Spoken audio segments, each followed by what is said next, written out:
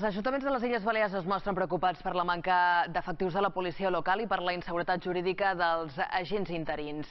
Tot això és degut a la llei Montoro del 2013, la norma de racionalització que té de mans fermades moltes administracions locals que volen contractar personal. La coneguda com a llei Montoro, que obliga els ajuntaments a racionalitzar les estructures i despeses públiques, és la causa per la qual els consistoris municipals no poden contractar més policies locals. Els ajuntaments de les illes tenen uns 400 milions d'euros als bancs que no es poden tocar. Porreres n'és un exemple.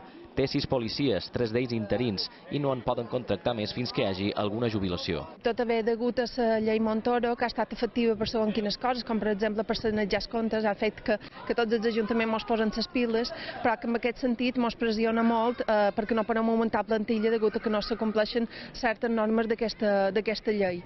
I clar, en el cas de policia local, per exemple, nosaltres no podem contractar o fer oposicions per ocupar una plaça de policia fins que qualcú no se jubili. Evidentment, això ens ocasiona un greu problema perquè una de les prioritats de l'equip de govern és donar seguretat als nostres veïnats i veïnades. A Porreres, la reducció de plantilla de la Guàrdia Civil ha complicat encara més la cobertura de la seguretat ciutadana. I a partir de les 12 de vespre, aquesta competència és de la Guàrdia Civil i si ajuntem les dues coses, la veritat, en vez d'anar endavant, anem enrere. En el cas dels municipis turístics, la problemàtica s'agreuja.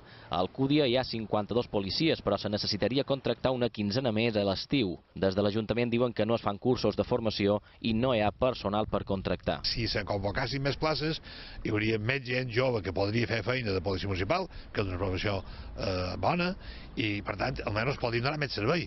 Què han de fer ara? Ara han de parlar amb la policia, han de fer prolongació de jornada, han de fer hores extres, i tot això du una sèrie de problemes. El Consell de Mallorca ha dit que està disposat a fer de mediador i portaveu dels ajuntaments per implicar-los en la reforma d'aquesta normativa, la llei Montoro, que no permet ampliar el cos administratiu.